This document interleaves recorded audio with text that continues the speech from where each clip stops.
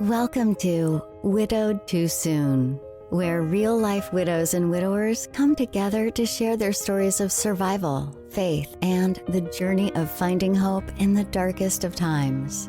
Whether you're newly widowed or have been on this journey for some time, each week we're here to provide you with inspiration, practical advice, and the reassurance that you are not alone.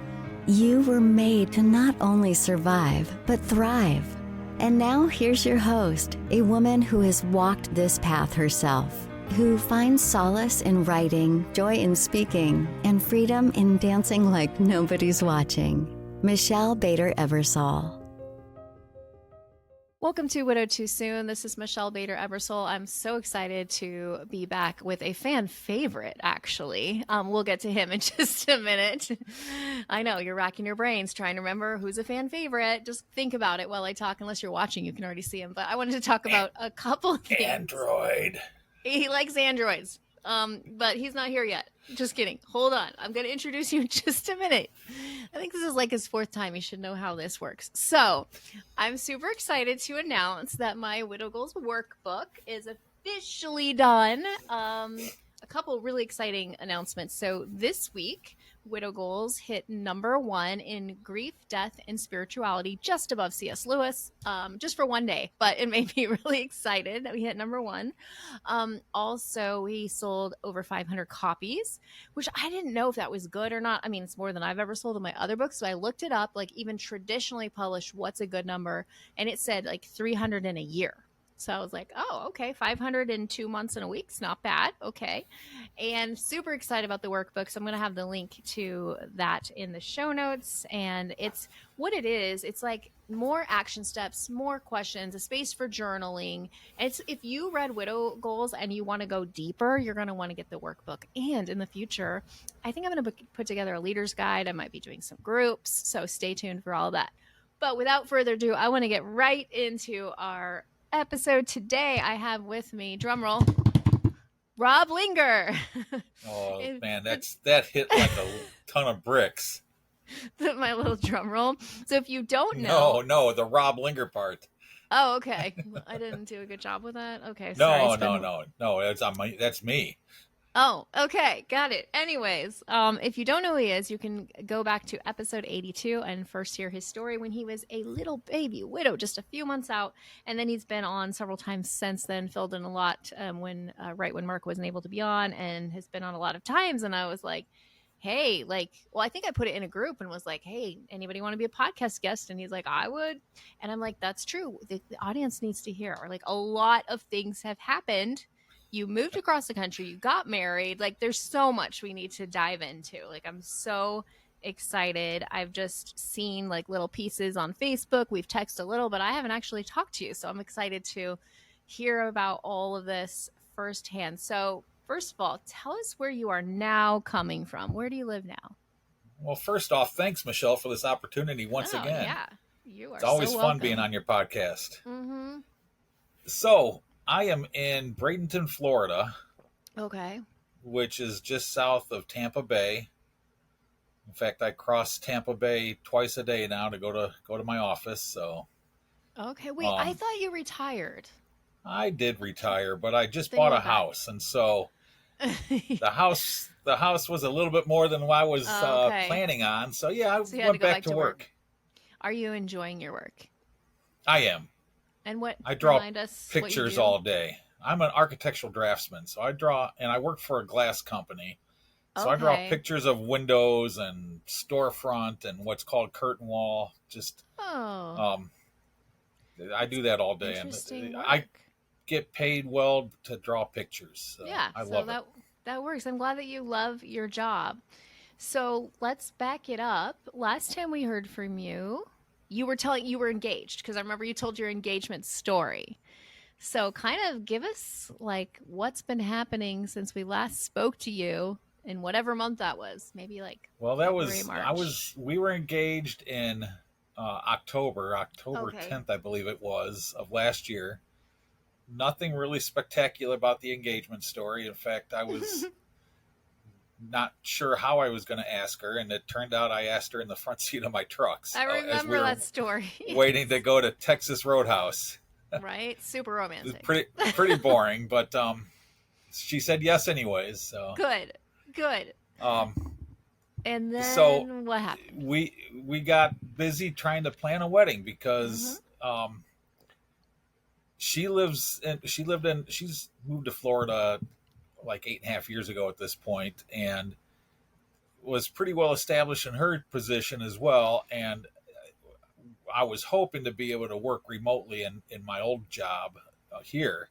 Yeah. That didn't work out. I won't get into the details with that, but it didn't work out. So as a result, I went ahead and retired from that company. I retired on April 15th. I packed up the truck and moved to Florida on April, I think it is the 22nd. Mm-hmm. I sold my house a few weeks before that, and it closed on April 30th. Wow. and we got married on May 3rd. That's a lot of life changes all at once. The wedding was pretty cool. It was held on Venice Beach in Florida. Ooh. And as the guys went out to the beach and started standing up there, it was her two sons and my son-in-law stood up, and then her two daughters and my daughter were the bridesmaids, and worked out perfect. But as the girls were walking down the aisle, getting ready to walk down the aisle, the audience, all of a sudden something stole their attention, and literally 10 or 15 yards offshore, dolphins started coming by. That's amazing. I love dolphins. And making surfaced, and it was kind of interesting. It was real fun to watch. So yes. Oh, that's so beautiful. I love that. I want to ask you, like, if there were any grief moments. So I think 2 or 3 days before I got married, I went to Luke's grave and I talked to him, as I know I'm not talking to the dead. It's just I'm expressing myself, and I'm like, I still love you. Oh, yeah. You know, I'm doing all this. Like, did you have any grief moments before that? I did not, actually. My grief has been totally different. Kathy had a lot of health issues in her life. Right. If you listen back to the podcast, she had 3 open heart surgeries. She's had a lot of other smaller things happening, things that almost took her life. Wow. One event, and then in 2019 she was diagnosed with cancer and multiple myeloma. And I honestly think that I started my grief probably, I don't know, a few months. She died on January 3rd of 2023, which is also my new wife's birthday. Oh, that's right. And which is kind of an odd coincidence, seeing that there's like 8 billion people on this earth and 365 days a year, and they both have an important day on the same day. But Kathy really started going downhill like in mid-September of 22, and I think my grief really started hitting then. And yeah, it was hard for the first couple. It was hard for quite a while, but by the time I met Nancy and we planned the wedding and I moved down and everything, I gotta say that the grief, and yeah, I was thinking about Kathy from time to time, but I wasn't filled with grief at that point, which I can't explain it. It just, everybody's journey is different. And I would say I was never like filled with grief, but I would have, and I still do, like moments of grief. For me now, most of the grief comes for special moments for my kids that I'm like, man, I wish Luke was here. Graduations, getting licenses, you know, college, all the things. That's where I feel like most of mine is. What was it, a week before I asked Nancy to marry me, my daughter had her first son, had her first child. Yeah. So I probably had more grief at that. Right. Knowing that Kristen didn't have her mom to be there with her. Right. And and that I'm her dad, and it's not the same. No matter, it's still a parent, and Kristen and I are very close, but it just isn't the same as having her mom there. And so I was more filled with grief at that point than I was at the wedding. Yeah. And I had been praying from about 6 months after Kathy died back. One of the first things I did to help handle my grief, help deal with my grief, was I went online to try and find something to help widowers. And the only thing I kept finding were dating sites. And this was a week and a half after Kathy died. And I had a major meltdown at my office, and it started off with a panic attack, which I have never had a panic attack before, but I had seen Kathy go through quite a few. Yep. So I recognized it right away, and it lasted for about an hour. And I was just in full stage panic mode at that point. And then that subsided, and then this heavy grief just hit me.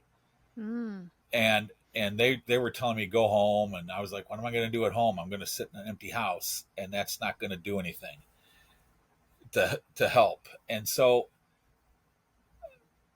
that was my original real severe bout with grief. But I found Grief Share at that point, and I found a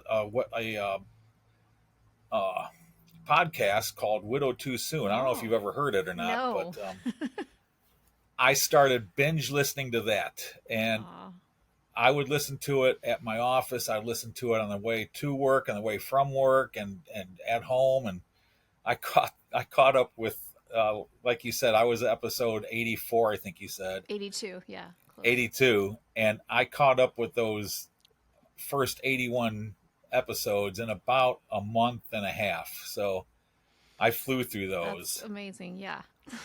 But and that's where I heard your Mark Massaro, the for those who are new, the other co-host that was with Michelle. He started talking right away about praying for his future spouse. And he also talked about praying specifically for praying your desires. And so I decided I was nowhere near ready to start dating. This was about 6 months out, about June of 23. And there was no way I could even really consider dating at that point. Right. I didn't even know how to even begin to date. Right. But I started praying, and I was praying for 12 specific items, a list of 12 items. Oh, and wow. Of those, well, one of the items on the list was that she would contact me, just like Mark did. I was like, you know what? If Mark did this and he was able to find someone found him, I'm going to do the same thing. So I just prayed that whoever this is that you have for me, Lord, to send her my way, because I have no idea. I had no clue where to begin or how to. And so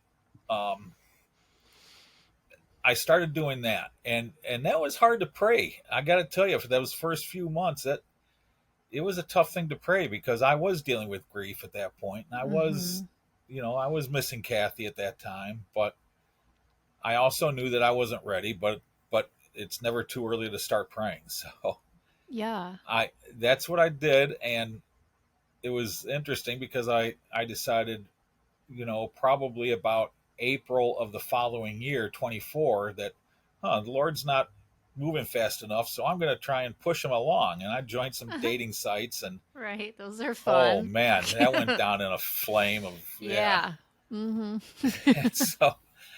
so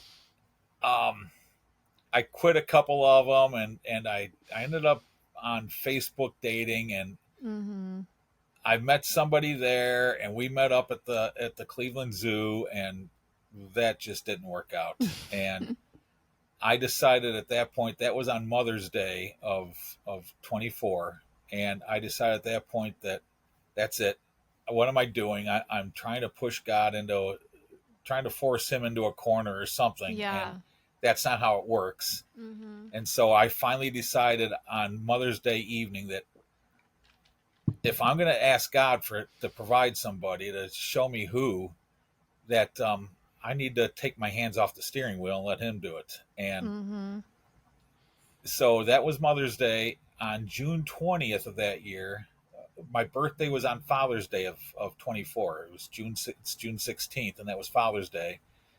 June 20th came along, and I get a Facebook message from an old high school friend of mine that it was kind of odd, but okay. And she said, "Hey, sorry I missed your birthday. Hope you had a good day."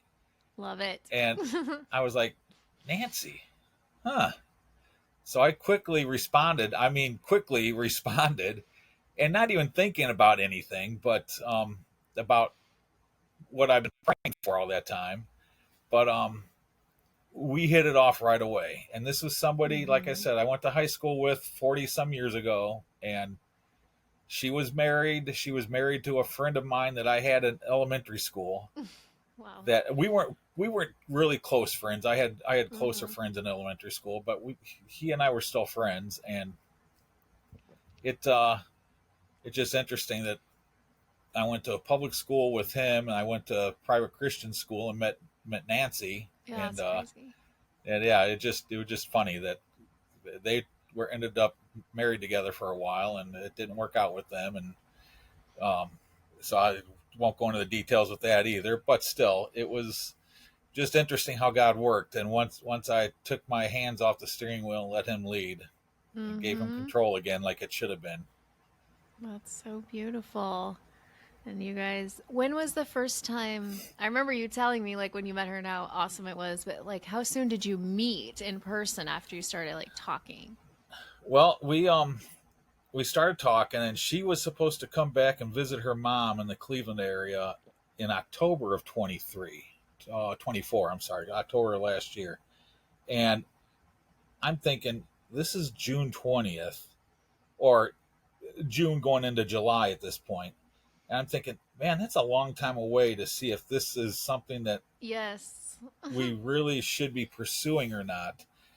So I asked her, like, right at the end of June, I said, "Hey, what about if I come down and visit for a long weekend or so?" And she's like, "That'll be great." So I got online, and I started looking for airfares between Cleveland and Sarasota, Florida, and found a decent flight, and booked it for July 6th. So I came down to Florida on July 6th, just 2 weeks or so after she made the initial contact, and a little bit more than 2 weeks. And we hit it off like we were longtime friends, and I don't know, it was just real interesting to see. I love that. And like, did you have a feeling like right away, like, I think this could be her? Like... Let me tell you a little bit. This is, and we'd been Facebook friends since 2011, and okay. I had a small class. Our class had 27 people in it. Oh, and wow. It was a very small school. Christian school. Yeah.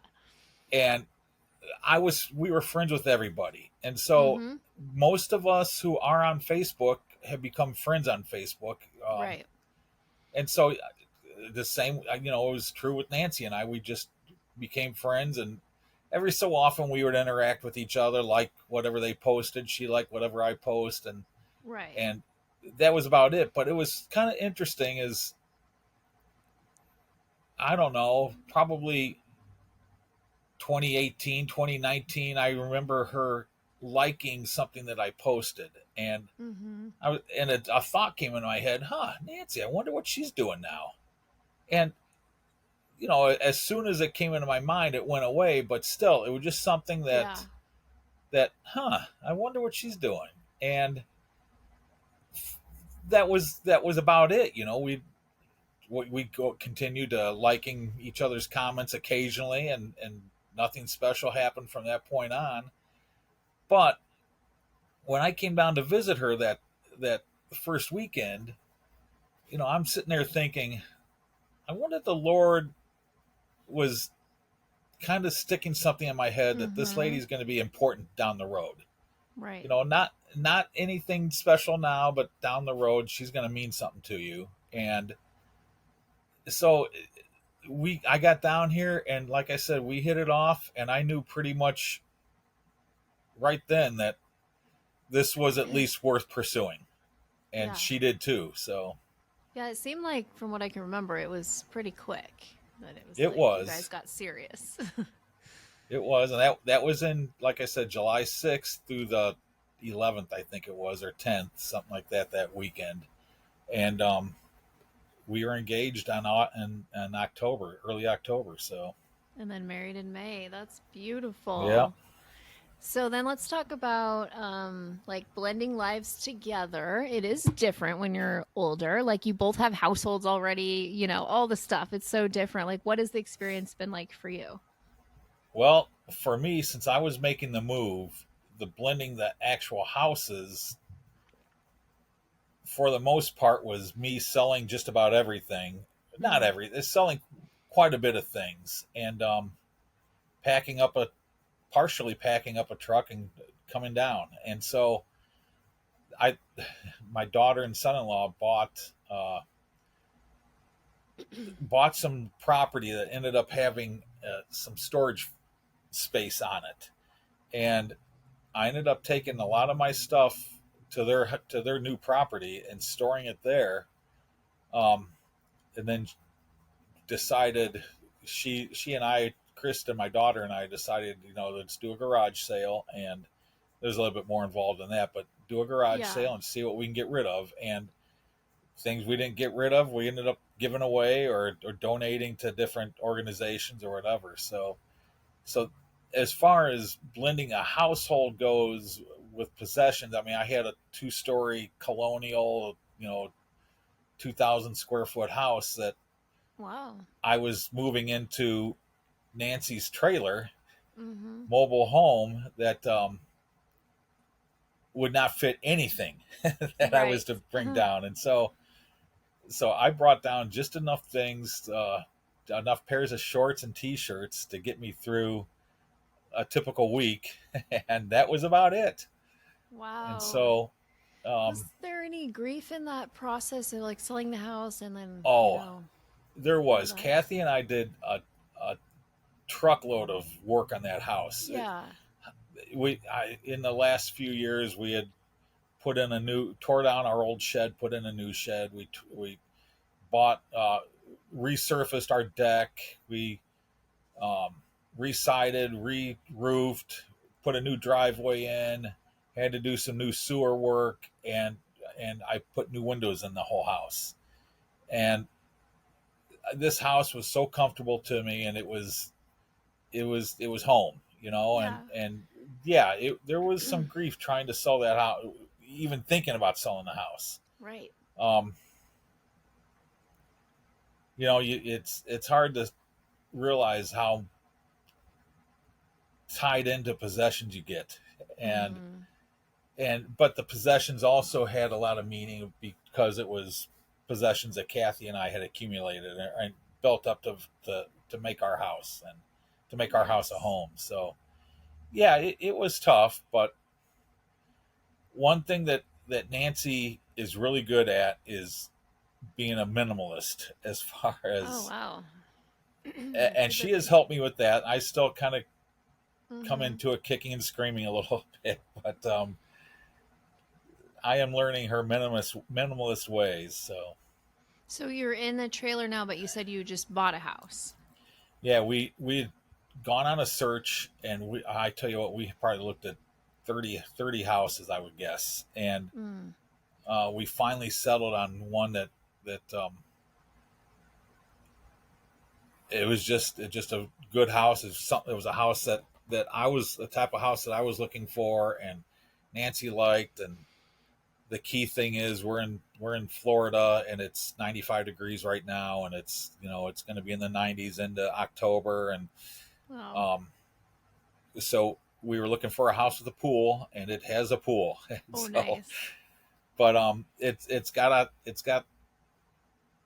got rooms for family to come down, and her family, she's got a daughter and mom who still live in the Cleveland area. Or the daughter lives in Columbus, and then my daughter still's in the Cleveland area, and son-in-law. And so, we got space for them to come and visit. We got great. space for my sisters and their family to come down and visit if they want. And it's just something. It's not just going to be a little tiny house for us. It's actually larger than the house that I just sold. So, but we're moving on September 15th. Oh, great. Closing date. We got an incredible opportunity. We're assuming the mortgage, a VA mortgage for the house. It's at 2.25% financing right now. And awesome. so it was a deal that we could not pass up for that to begin with. But the problem with that is it's right now, because so many people are doing those assumable loans, there's a 90-day closing period for that, as opposed to 30 for a typical loan. So, yeah, we've had the house under contract now for over 2 months at this point, so it's getting close. Yeah. And what kinds of things do you and Nancy like to do? Like, what do you enjoy? Like, you have hobbies together? What do you? It's kind of interesting about this as well. And she would mention this to me after we started dating. She said, "I never knew you liked water." And it's funny because I never really liked water until I met Kathy. Kathy her family always went up to a lake in Western New York state called Chautauqua Lake. And she would go there from the time she was, I don't know, 6 or 8, something like that, and spend a few weeks to a few months up there every summer. And she was a teacher, so she was able to have the summers off. And so we had an opportunity, her family had an opportunity to buy the place that they rented for a long time in the early 90s. And so we went ahead and did that, pulled the string on that. And I got into boating, jet skiing, anything on the water that doesn't revolve around a paddle. Sorry for your stand-up paddle boards. But I love paddling.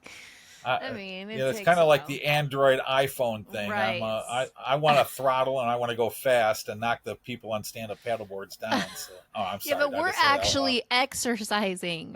Okay, I'm exercising my thumb. Listen, Joel and I did 5 miles each way. We did 10 miles the other day paddling. So it's good. That's exercise. Great. Yeah. No, it's really good. No, I like those things too. I just don't have all those motorboats and all that stuff. So. We had a couple stand-up paddle boards, and I am not as flexible as I used to be. And if I fall in, I've got to push it over to someone's dock that happens to have a ladder on it as well, so I can get back on the board. So, So you were getting to, okay, so Kathy is the one who introduced you, and then you and Nancy. Yeah, so Nancy, I would post things on Facebook of Kristen wakeboarding or Kathy skiing or me on the jet ski or whatever. And she made the comment that I never realized you like water. You like to do water things. And she and her family had a place on Lake Erie near Sandusky, there's a big amusement park there called Cedar Point, and it's roller coaster capital of the world, but that's beside the point. But they had a place on Lake Erie there, and so she was doing the same thing, and her family. So we bonded right away on water things, water activities, and so that's something we want to do. Is we want to get something to get us out in the water at some point. So, but paddleboards is a good cheap option compared to boats. The only thing bad about paddleboards down here is there's in all the water, there's something that wants to kill you, whether it's alligators or sharks. If you're in freshwater, you got the gators. If you're in the salt water, you got the sharks looking for you. So it's not that bad. It's not as bad as I'm making it, but still, it's just one of those things that Yeah. I'd rather skim across the top of the water than Yes. being actually in the water. Yes, you guys like to do that. What else do you guys like to do? Um, well, we both love just going and enjoying the beach, and Yes. there's plenty of beaches here to do that. And so we're once a month or so we seem to make our way over to Siesta Key Beach, which has nice white sand. And Wait, is that one of the Florida Keys? no, we're like partway down the state, halfway down the state or so, and the Siesta Key is right near us. Okay. The Florida Keys are down even farther, but a lot of the barrier islands along the Gulf Coast have Key in the name somewhere, but it's not the Florida Keys that you're thinking. Because Joel and I are researching where we're going to go for our 3-year anniversary, and then we were looking at the Florida Keys. So I was curious if that was that would be a good place. Yeah, like he wants to go further away, but I hate like traveling all day. I'm like, Florida's far enough. So we were just kind of looking at those. They look amazing, so it could be a good option. Yeah. But anyways, so you've got your whole new life together, and how do you feel? Like, I feel like there's something really special about love after loss. Like, tell us a little bit about that. Well, it's interesting. Nancy came from a divorced background, and we do have a little bit of difference in me being widowed versus her being divorced. In her mind, it's the same thing, and that has caused some issues from time to time. But we're both learning how to get beyond that, and it just that's part of learning the love. Learning to love someone. And I was thinking back, Kathy and I, our marriage wasn't always perfect. It never, we're human. Nothing's perfect. Yeah. Yep. But I can say this: the older we got, the longer we were together, the better it got.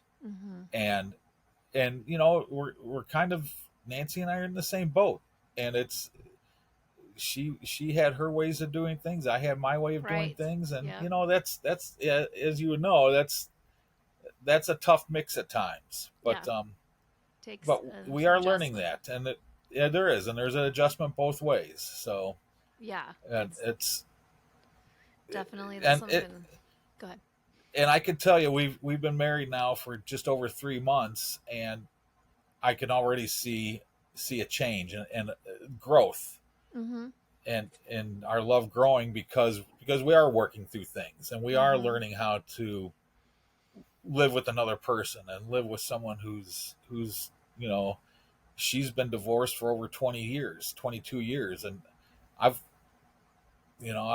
Kathy and I were married for 38 and a half, and I'm sorry, 36 and a half. And so that's, there's two different ways of two different lifestyles merging together as one. And so it's always going to be the growing pains. Yes. And I feel like there's two different lives. I was just telling this to someone yesterday. I feel like I've had two lives. Like, I had my life with Luke, and now I have my life with Joel. Like, they're two, like, I don't even recognize my life. A lot like you, like, I've moved.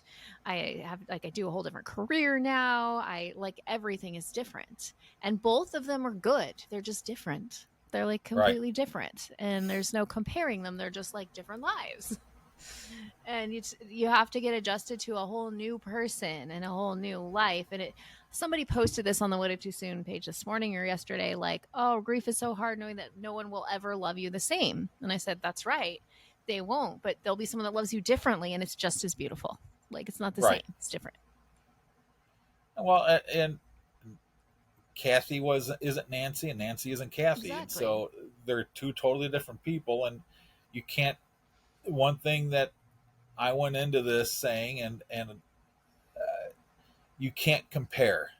You can't compare one to the other, and it's not fair to either one. And Kathy had her great points. Nancy's got her great points. Are they the same great? No, they aren't. But that's okay. They're different. Yep, exactly. That's okay. And I remember when I first started dating Joel, Hayden, my oldest, was like, Joel is nothing like Daddy. And I'm like, yeah, they're completely different. That's okay. I love two different people. Like, you know, and you probably experience this when people are like, well, how do you love two? It's like when you have a child and you think you couldn't love them more. You couldn't love another one. You have another one and your heart expands and you love them the same. And that's how it is when we get married again. Like, we can still love our late spouse and love our current spouse. And it's like one does not cancel out the other. They're both beautiful in different ways.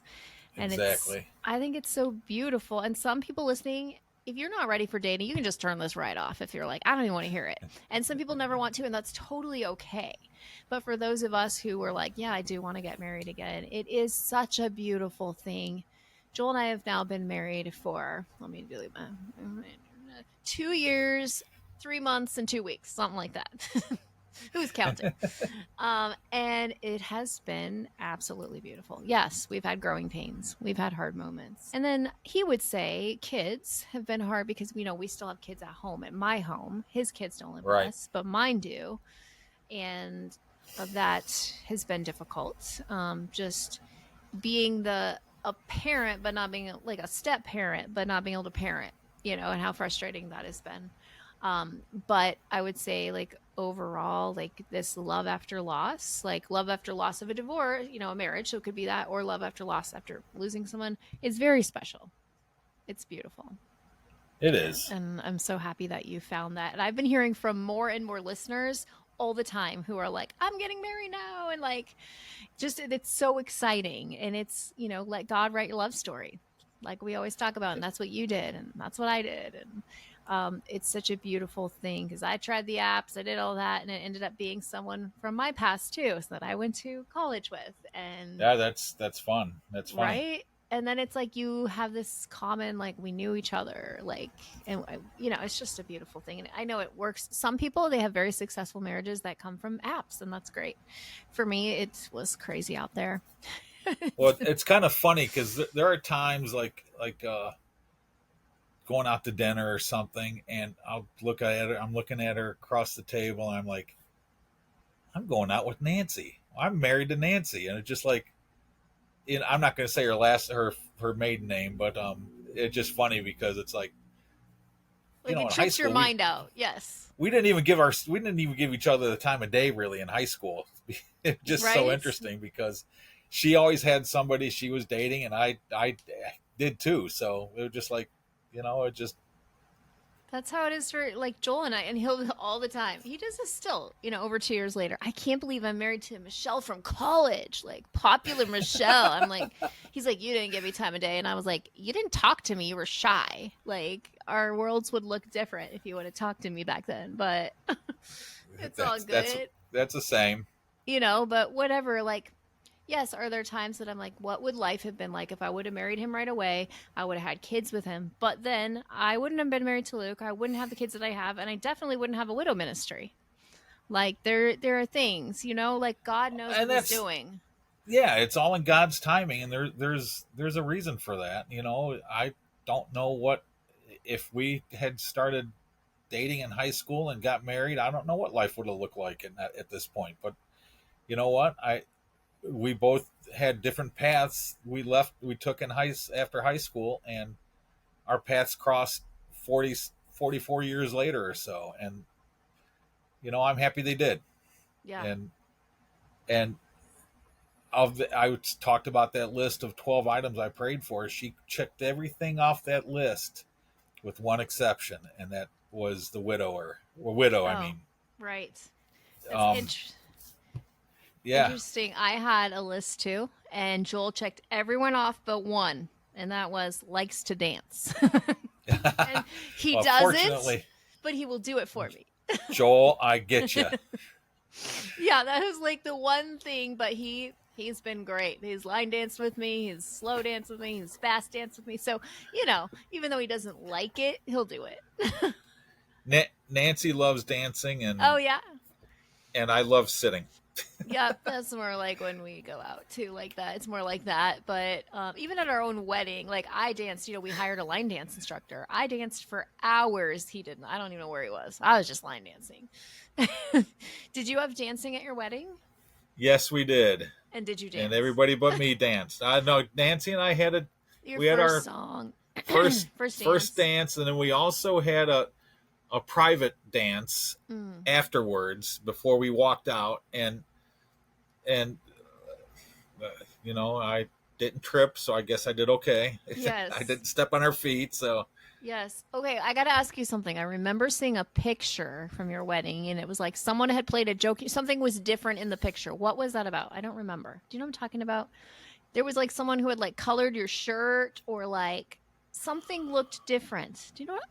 Okay, am I totally crazy? The only thing that happened that I can remember was, not that I can't remember, but we were on the beach, a public beach, and the photographer wanted, there was like a bathhouse up behind the sand, back off the beach, and they had a kind of a long board walkway, and we were taking a picture, and just beyond that were a bunch of palm trees and more tropical looking plants.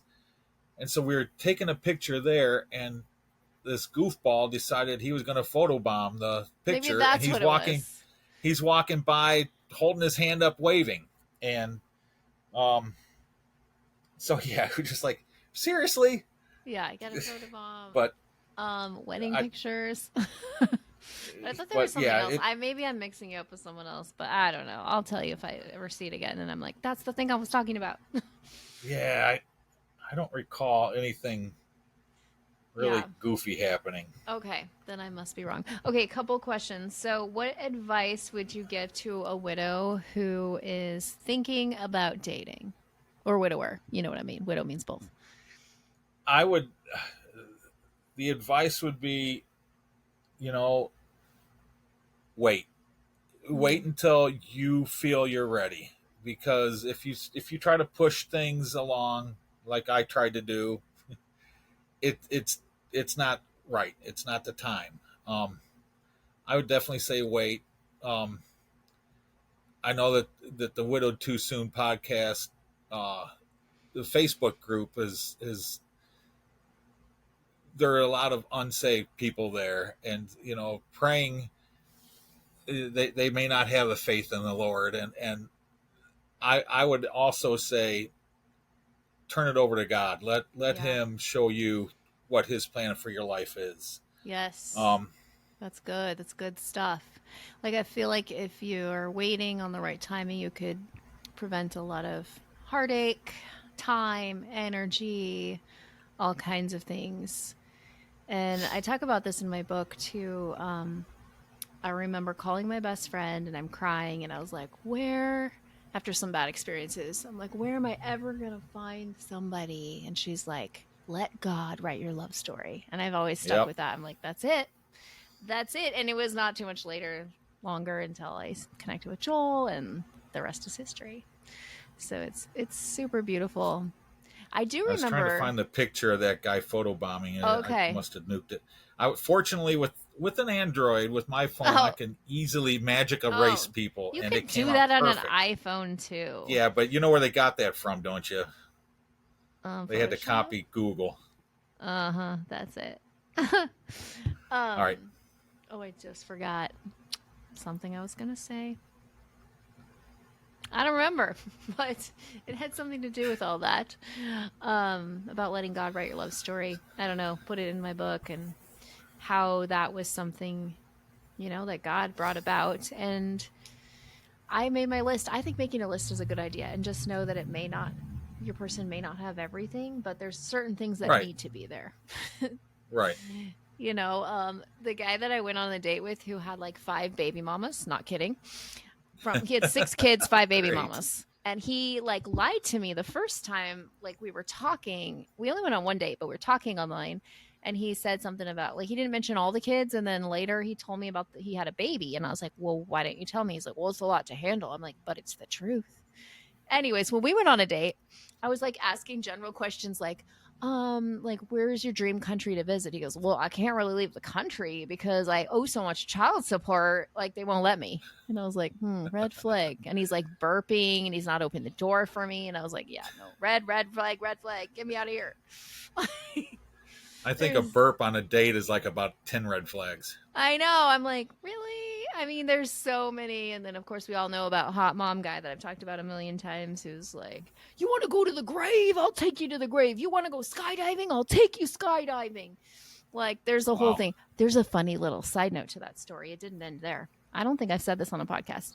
I'm not saying his name. We just call him Hot Mom Guy. So he belongs to this, I won't even say the name of the organization. This organization that is for men, and Joel went to it. And I had seen his picture on the website. I'm like, that's Hot Mom Guy. Anyways, he ends up sitting at the same table. So he takes a selfie, Joel does, of him and the Hot Mom Guy at the same table. And I was like, oh my gosh. But the Hot Mom Guy has no idea that, anything that's connected. But it was kind of funny running into Hot Mom Guy. Yeah, I ran into people at church. Like, yeah, just don't waste all this time on dating people. Then you're going to run into them later in life. And it's weird. And like, it's not worth it. Oh, came back to me what I was going to say. I remember having a weird thought. The weekend we got engaged, I was like, oh no, I could be a widow again. If I get married, I could be a widow again. But then I was like, just like with Luke, it was better to have loved and lost than never loved at all. It is better to have loved and lost a second time than to never lost at all. Yeah. Yeah. And that's why I decided to move forward with Joel, because I'm not going to live my life in fear. Like, it's still a fear. And you know what's awful? People like to send me, like, tell me all about plane crashes. I'm like, don't tell me that.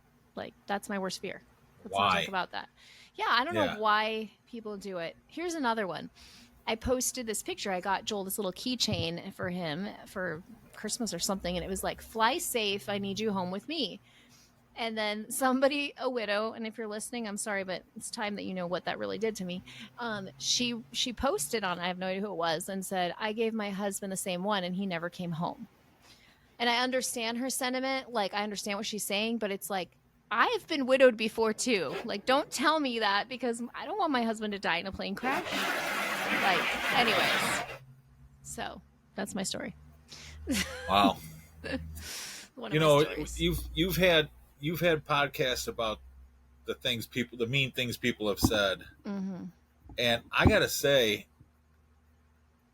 I don't know if it's just the crowd that I run with or what, but I have never had a mean comment about anything. And it's just one of those things. I don't know why, but yeah. Well, and I don't feel like they're mean. Like, I don't think. No, they're well intended. Yes. So in my book, I have an entire chapter dedicated to them. Gently guide others in how to support you. And it's basically the things not to say and what to say instead. And people can download these. They use a QR code to download them and give them to your friends and family. Like, for example, let's just do a few. So these are unhelpful things. But wait. What's the name of the book? Oh, in case you don't know, Widow Goals, Steps to Finding Peace When You Lose Your Spouse. You can find it on Amazon. This podcast sponsored by. Right? Okay. I know how you feel. My blank died. Like anything. No, you don't. Even if you're also widowed, you don't know our unique individual story. This kind of comparison can be hurtful and dismiss the griever's unique experience. Here's another one. How did they die? Now, that's just based out of curiosity. Like, if the person wants to tell you. Now, sometimes in the widow community, we feel comfortable asking that. But, like, general person shouldn't. This might be controversial based on what you said, but I'm going to read it anyways because it's in my book. I don't know. I know how you feel. I'm divorced. And then I wrote, don't even get me started on this one. Any comparison of grief is inappropriate, but the attempt to compare a situation where no one's life has ended to that of one whose spouse has died is excruciatingly hurtful and wildly inappropriate. Just don't do it. So I'm just going to say that. That's my piece on it. Here's a big one. God just needed another angel. First of all, we don't become angels. Like, exactly. That's not like second. God doesn't need anything. Oh, she earned her wings. Oh yeah, that's a dumb one. Yeah. At least you had this many years together. At least you did this or you did this. If it has the words "at least" in it, don't say it. Anyways, I could go on and on. Just read the book. You can read them all. And then I go through like more like what you should do instead. You know, things like it's okay to feel how you're feeling right now. This is so helpful because it gives the griever permission. Your love for them was evident. I'm here if you want to share a story about them. You know, like, can I help you with laundry, meals, taking kids? Be specific. I don't know how you feel, but you can share how you're feeling. So like, you know, just being there is the biggest thing. And people mean well, listen to their hearts, not their words, because their words are really dumb. So, and yeah, that's putting it mildly. Anyways, so we have talked about a lot of things, mostly about like the dating journey, which I think a lot of people really, really are interested in. I know I was when I became widowed again. I remember the first widow I talked to who was remarried, and her telling her story gave me so much hope. And again, if you're not there, you don't even need to care about this episode about dating. But if you are someone, just know that it can happen in the right timing with the right person when it's supposed to be, and you don't need to rush it. So I asked you this question on the very first podcast you did. I'm going to ask you again. What advice would you give to a brand new baby widow? Even though you were a baby widow yourself, I'm curious like what you would say now. And I didn't give him any warning. Normally I give people warning, but you know, it's all good. Yeah, thanks. Uh-huh. Well, first off, when Kathy died, I'm sure I can remind you of the story. There was a new med that was coming out that was basically targeted for Kathy and for people in her situation with multiple myeloma who have had many other meds programs not work. And so this was supposed to be like exactly what she needed, and it wasn't the Lord's plans. It was my plan that this was going to work, right, and the Lord was going to get all the glory for this, and that she was going to be healed from this, or not, maybe not healed, but at least get beyond this and have many more years. And it didn't happen. In fact, she went into hospice, or she was scheduled to go into hospice, and within 23 hours after we made the decision to put her into hospice was coming that next day. We met with hospice, and the hospice rep had to go to the nurse's station to get some info. And while she was gone, Kathy passed away. And that wasn't in my plans. That wasn't in Kristen's plans. That wasn't in any of our plans. Kathy was going to take this new med. It was going to be effective for her. And so I was angry. I was angry at God. I was angry at just the whole situation. And I can't say what it was that brought me out of that anger, but it was relatively short-lived. I am very close with our pastor at church. He and his wife and Kathy were best friends, and Pastor Mark and I were very close friends, and there are many others at church, and they just they just kept.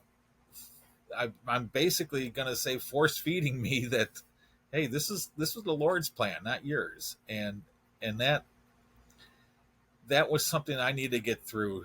I needed to have shown to me, even though it was things that I knew. Just keep your eyes on God and trust Him through this. He's the one who put you two together. He's the one that got you to where you're at that point. He's going to get you through the difficult, tough time ahead. So keep your eyes on God, and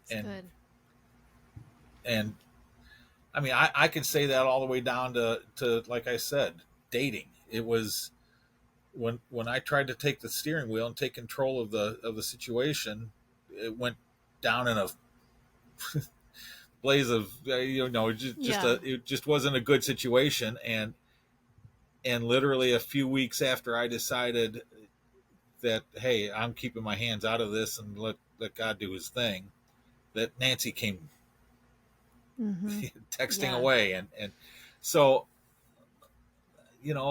just as tough as it is, as being a newly widowed, keep your eyes on God. He's going to get you through it. Right. And he's the creator of the universe. He's the one who put the stars in the heaven. He could as major as it is for you going through losing a spouse, it's not even a speck in creation or anything. It not that God doesn't care, because he does. He cares. He counts the number of the hairs in your head, so he knows everything about you, and he'll get you through it. Just. That's awesome. That's so great. Well, thank you for being here today and catching everybody up on what's been going on. Anything else you want to say before we go? Oh, well, there's the picture. I don't know if this is going to show up real well. Oh, okay. There it is. That's my cute. daughter, son-in-law, Kristen, son-in-law Tony, and my grandson Chase. That's so cute. If you're on Spotify, you can see it in the video. That's really cute.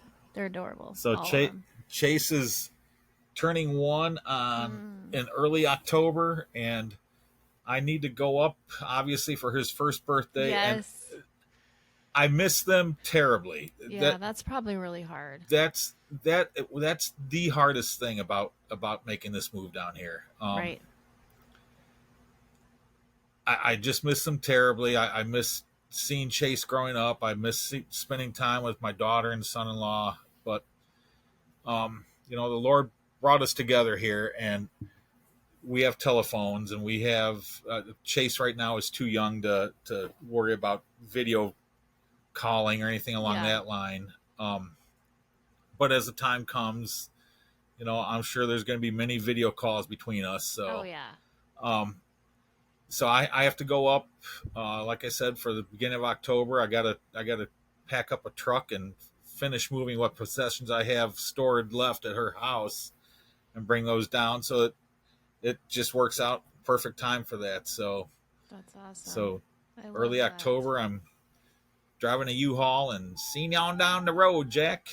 That's so fun. I love that. And then hopefully they'll come visit you in Florida sometime. Oh yeah. They are planning a trip. Tony runs he does these Spartan races. Oh yeah. And there's a big race coming up in early November, and they're in Florida area in Orlando, and we're a couple hours away from Orlando, but they're gonna come down and either do that race or do another race in a different part of the state like a couple weeks later. So cool. So I'm going to see them again. I'll see them in October. I'll see them again in sometime November. And then we got to make our way back up there at some point around Christmas time to hang out with the family then as well. So that's great. Well, I would love to pray for you if that's all right. Sure. All right. Dear God, I just thank you for Rob, and I thank you for Nancy, and I just pray continued blessings over their marriage, and that you would continue to guide them in the blending of their families. And I just thank you that you brought them together. And I just pray for every listener, if they are wanting to get married again, that you will bring them the person in the right time, in the right way, and they will not try to rush it. And just thank you for the gift of marriage, and that we get to get married again if that's something that we choose. And we just thank you for that. I just pray for Rob's family and his grandson and all the things that you will continue to bless all of them. And we just thank you for this opportunity. And we pray for every listener who has a broken heart, that you will continue to go into the cracks of their hearts and heal them and give them hope and give them joy today. And we just thank you for all you've done. Amen. All right. Here's one last picture I want to show. Oh, it's your wedding picture. It's adorable. By the way, Nancy's really beautiful. Just gotta not like you don't know that. Just gotta say, she's really pretty. She is. Yeah, that's a great. Thank you. That's a great picture. But you interrupted me. If you like this podcast, give it a little bing. 5 stars on Apple Podcasts, Spotify, all the places, and get your copy of Widow Goals if you haven't. Join the podcast community. Apply to be a guest. All the things I say every week. So. Anyways, we've been blah-blahing for almost an hour. Apply to be a guest and tell your story. Tell your story. Others need to hear their story. Yes, it's been fascinating. The guests just keep coming, which is great. I love it. Great. There's a whole list of people still. So keep applying. I'll get to you if I haven't got to you yet. And thanks for being here, Rob. Thank you. Thank you. All right, bye.